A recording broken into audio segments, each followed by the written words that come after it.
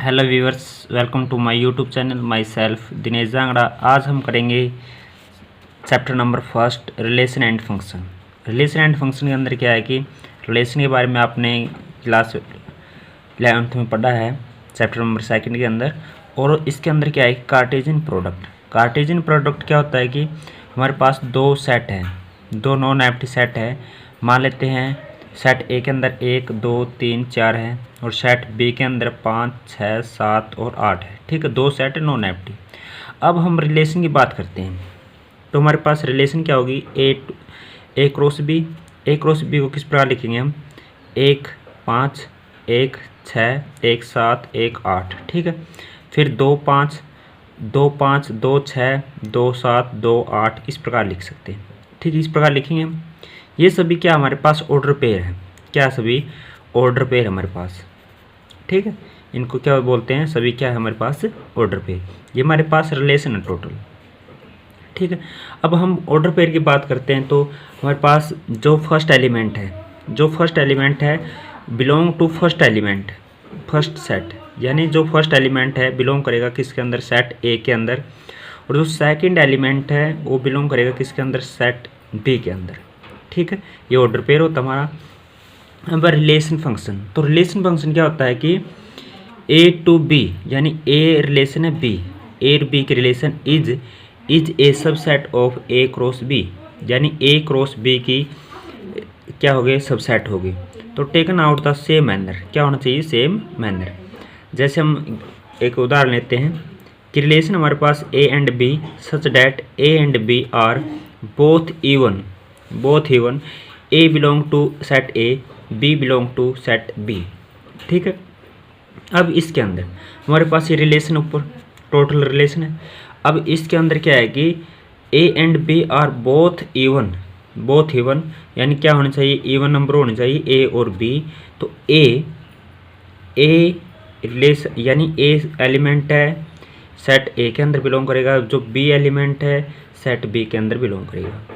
ठीक है, अब हम इसकी रिलेशन लिखते हैं तो क्या होगा हमारे पास, इसमें क्या हमारे पास इवन 2 6 2 8 और हमारे पास कितना है 4 6 और 4 8, ये पेयर हो गई।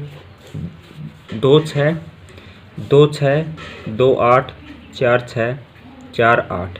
ठीक है, ये रिलेशन होगी हमारे पास। अब सेकंड की बात करें, सेकंड हमारे पास मान लेते हैं ए बी है, A and B are both odd number, और क्या है, ओड नंबर। ठीक है, ए बिलोंग करेगा सेट ए के अंदर, बी बिलोंग करेगा सेट बी के अंदर, यहाँ पर बी आएगा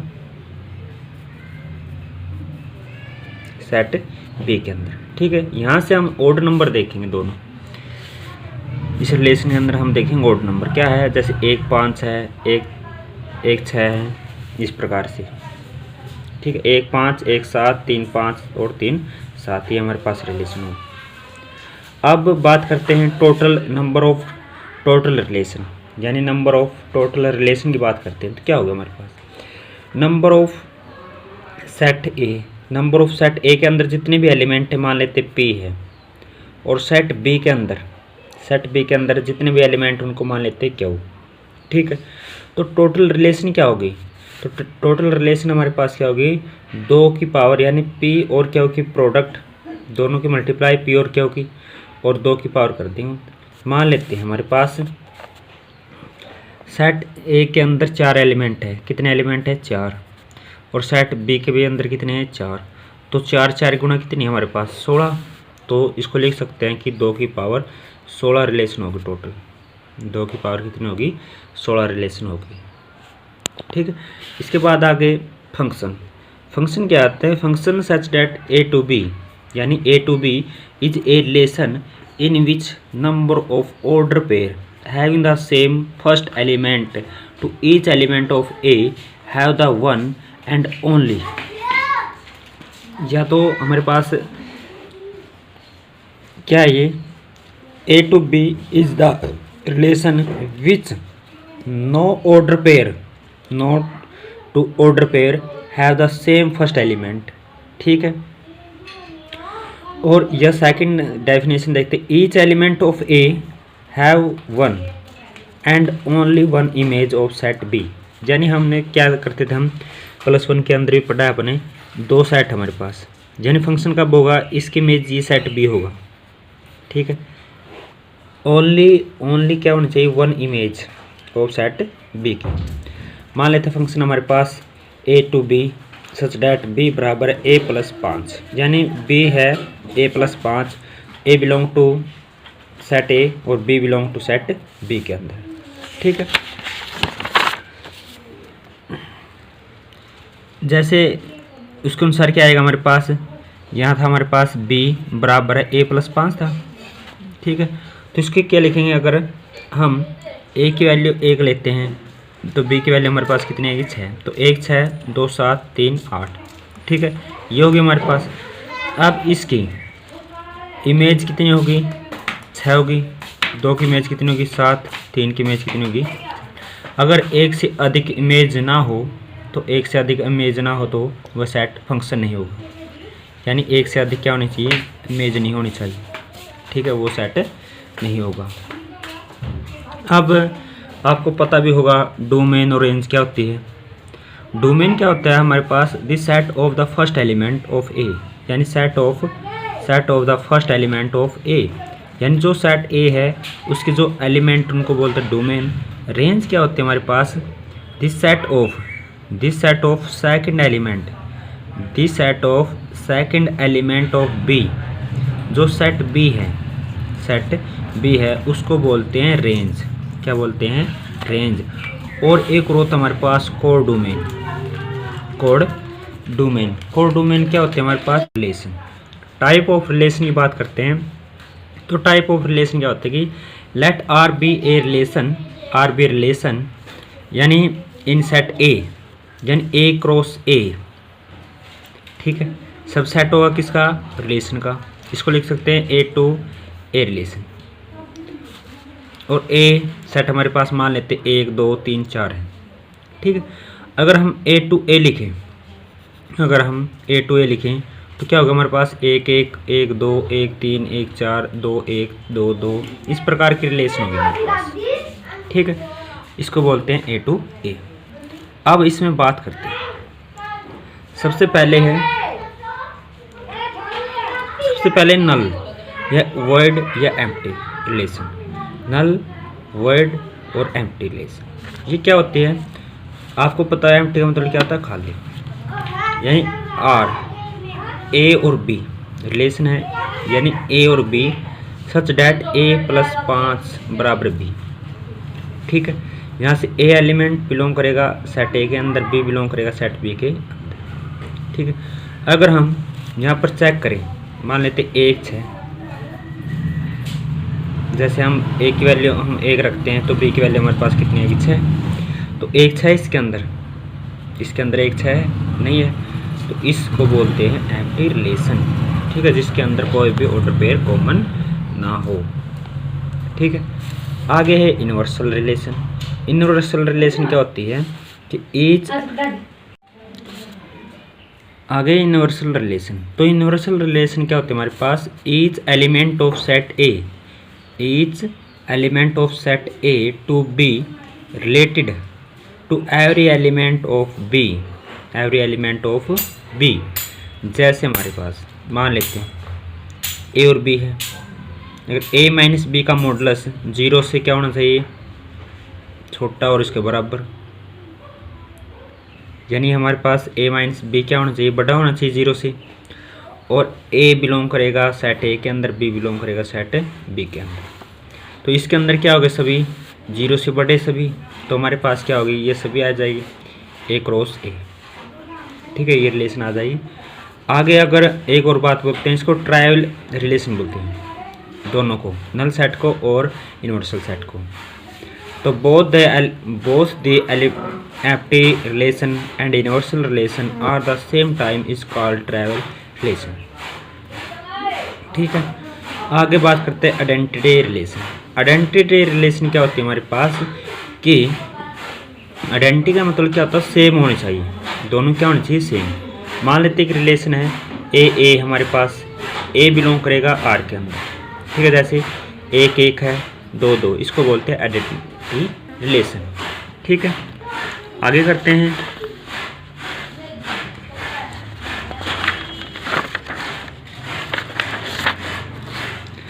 आगे है अब इसकी टाइप, तो रिफ्लेक्सिव रिलेशन। तो रिफ्लेक्सिव रिलेशन क्या होती है हमारे पास,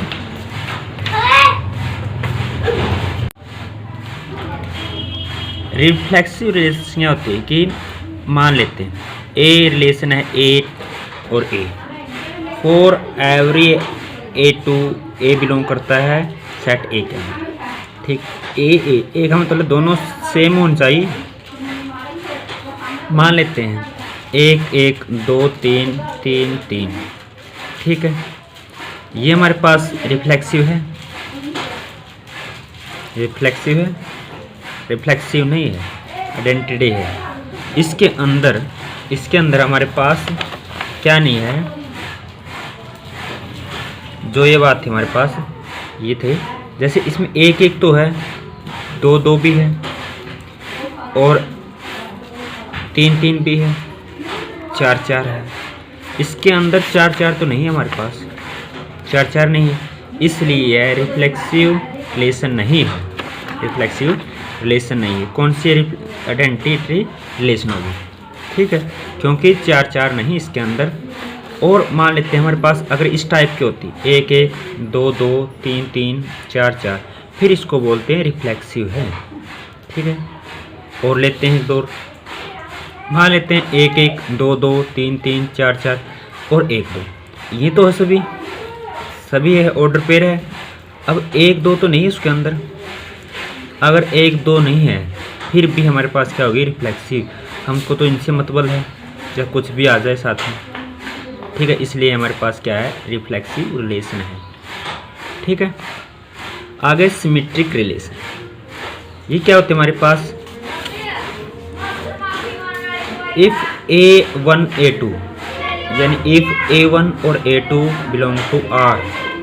ठीक है, या B2, if A1 and A2 belong to R, A2 A1 belong to. मान लेते हैं जैसे हमारे पास 1 2 है तो 2 1 होनी चाहिए। ठीक है, उसका अपोजिट, सिमेट्रिक का मतलब क्या होता है, उसका अपोजिट। ठीक है, फॉर ऑल A1 और A2 बिलोंग टू A, तो A1 और A2 बिलोंग करेंगे किसके अंदर, A के अंदर बिलोंग करेंगे। ठीक है, मान लेते हैं हमारे पास 1 2 है, 2 3 है, 1 1 है। ठीक है, ये रिलेशन। अब ये सिमेट्रिक है या नहीं, जैसे हमारे पास 1 2 तो है, अब क्या होना चाहिए, 2 1 होनी चाहिए इसके अंदर, 2 1 होनी चाहिए। 2 1 इसके अंदर नहीं है तो इसलिए सिमेट्रिक नहीं है, ना ये रिफ्लेक्सिव है। ठीक है, अगर आगे है 1 2 2 1 1 1 2 2 3 3। ठीक है, अब हमारे पास 1 2 है तो 2 1 भी है। ठीक है, यहाँ पर 1 1 है तो इसका अपोजिट क्या होता है, 1 1 होगा। 2 2 का अपोजिट 2 2 और 3 3। ये साथ में क्या हमारे पास क्या है, रिफ्लेक्सिव है और सिमेट्रिक है। क्या है हमारे पास, सिमेट्रिक है। और आगे बात करते हैं, जैसे और भी रिलेशन है, जैसे 1 2 2 1 2 3 1 1 2 2। ये भी हमारे पास क्या है कि ये हमारे पास 1 2 है, 2 1 है, 2 3 है। अब 3 2 तो नहीं है, 3 2 नहीं, हमारे पास क्या है, सिमेट्रिक नहीं है। ठीक है, अब हमारे पास बात करते हैं 1 1 2 2 3 3 4 4 1 2 2 1 और 3 3। 1 1 का अपोजिट 1 1 होता है, 2 2 का अपोजिट 2, 3 3 का 3, 4 4 का 4, 1 2 है, 2 1 है। यहाँ पर हमारे पास 2 3, इसका अपोजिट कितना होना चाहिए था, 2 3। एक एलिमेंट एक ऑर्डर पेयर के कारण यह सिमेट्रिक नहीं है। ठीक है, हमारे पास ये जैसे 1 1 है, 2 2 है, 3 3 है, 4 4 है, ये हमारे पास क्या होगा, सिमेट्रिक होगा। अगर रिफ्लेक्सिव है तो साथ में क्या होगा, सिमेट्रिक भी होगी वही। ठीक है, अगर एक और होता है हमारे पास इनवर्स। इनवर्स क्या होता है रिलेशन का, तो रिलेशन इनवर्स का मतलब क्या है कि जो ए है, जो ए बी है, उसको क्या होगा, बी और ए, बी और ए। 1 1 का 1 ही होगा, 2 2 का 2, 3 3 का 3, 4 4 का 4। इसको इनवर्स रिलेशन लिख सकते हैं। ठीक है, अब हमारे पास यहाँ पर क्या था, 3 2 है, 3 2 2 3 है। यहाँ पर हमारे पास कितना है, 3 2 है। ठीक है, ये दोनों कभी बराबर नहीं होंगे, दोनों क्या है, कभी बराबर नहीं होंगे। रिफ्लेक्सिव में वो बराबर हो सकते हैं। तीसरे टाइप की बात करते हैं, transitive. If A and B belong to R and B to C, B और सी है बिलोंग करते हैं, और ए सी। अगर हमारे पास ए बी है, बी सी है, तो हमारे पास क्या होना चाहिए, ए सी होना चाहिए। ठीक है, अगर हमारे पास ए बी है, बी सी नहीं है किसी के अंदर, अगर ए सी मिलता है, फिर भी हमारे पास ट्रांजिटिव रिलेशन होगी। ठीक है, आज समझो आपको। अगर हमारे पास ए बी है, अगर उसके अंदर बी सी नहीं है और ए सी है, तो फिर हमारे पास क्या होगी, ट्रांजिटिव रिलेशन होगी। जैसे हमारे पास 1 2 है, फिर 3 4 है। ठीक है, ए बी तो है, बी सी नहीं इसके अंदर, तो ए सी है, तो इसका मतलब क्या हो गया, हमारे पास ये ट्रांजिटिव रिलेशन होगी। जैसे मान लेते हैं हमारे पास 1 2 है, 2 3 है, 1 1 है। 1 2 तो है, 1 2 तो है, 2 3 है, यानी ए बी है, बी सी है, ए सी तो नहीं है, तो ए सी नहीं, इसलिए ट्रांजिटिव नहीं है। अब हमारे पास 1 2 है, 2 3 है और 1 3 है, इसलिए ये क्या होगी, हमारे पास ट्रांजिटिव होगी। ठीक है, आगे बात करते हैं इक्विवेलेंस रिलेशन। इक्विवेलेंस का रिलेशन का मतलब क्या होता है कि जब रिफ्लेक्सिव, ट्रांजिटिव और सिमेट्रिक हो, तीनों रिलेशन हो, उसको बोलते हैं रिफ्लेक्सिव इक्विवेलेंस रिलेशन। यानी a relation R on a set A is called equivalence. क्या हो गई, रिफ्लेक्सिव होनी चाहिए, ट्रांजिटिव होनी चाहिए और सिमेट्रिक होनी चाहिए। अगर आपको ये वीडियो अच्छी लगे तो लाइक, शेयर और चैनल को सब्सक्राइब करना ना भूलें। अगले वीडियो में मिलते हैं हम 1.1 एक्सरसाइज के साथ।